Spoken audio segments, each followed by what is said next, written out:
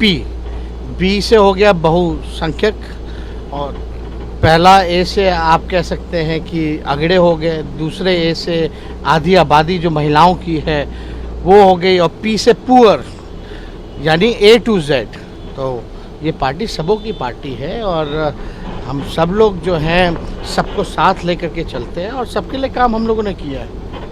आपकी यात्रा निकलने से विपक्ष की जो है बिहार में वो बड़े सवाल उठा रहे हैं। नहीं, अब जो सत्ता पक्ष में जो लोग हैं अब उनके पास बोलने के लिए तो कुछ है नहीं, और ख़ास तौर पे सुबह ही आज हमने बोला मुख्यमंत्री जी को लेकर के कि वो पुराने ख्यालात के कोई विजन तो है नहीं, या ना ही कोई गठबंधन बदलने का कोई एक्सक्यूज़ है, तो कुछ भी बोले उससे आदरणीय है, अपना बोलने से कोई फ़र्क पड़ने वाला है नहीं। हमारा काम है जनता के बीच जाना, जनता के बीच रहना, और वही काम कर रहे हैं।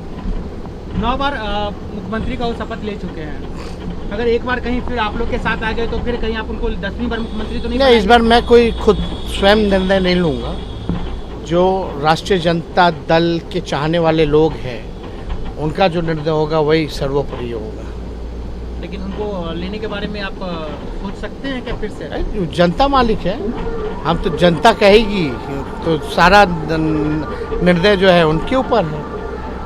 अभी तो घूम रहे हैं तो बहुत आक्रोश है, और जहाँ तक जनता दल यूनाइटेड की बात है तो हमने खुद भी कहा है अब कुछ रह नहीं गया है, कुछ हो तब तो। जनता दल यूनाइटेड पार्टी जो है वो तो हमने कह दिया 24 में ख़त्म होना है, अब वो ख़त्म हो भी जाएगी। जनता दल यूनाइटेड का कोई भविष्य नहीं है। अब मुख्यमंत्री जी को भी बहुत दिन हो गया, लोगों ने देख लिया, अब लोग चाहते हैं कोई नए लोगों के हाथ में सत्ता है। आप नीतीश जी को लेकर बहुत सॉफ्ट है, आपने कहा नीतीश जी की कोई गलती नहीं है, कई लोग जो है उनको दिग्भ्रमित किया, तो क्या कहना क्या चाह रहे हैं कि नीतीश जी नहीं चाह रहे थे गठबंधन टूटना?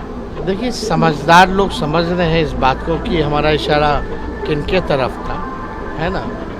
और एक बात तो सोचना पड़ेगा ना, आप सोच रहे हैं कि क्या हो गया भाई, एक साल में 3 बार शपथ, एक टर्म में 3 बार शपथ ले लिया नीतीश जी ने, तो ये बात तो हमको भी नहीं समझ में आ रहा कि वो आए वो चले गए, वो आए वो गए, कहते कुछ हैं करते कुछ और हैं।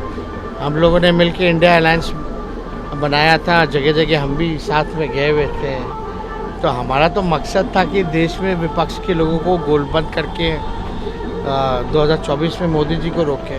बड़ी बड़ी बातें नीतीश जी करते थे उस समय, तो मीडिया को कहते थे कि हाईजैक हो गया है मीडिया, कुछ लिखने नहीं देता है, कुछ छापने नहीं देता है।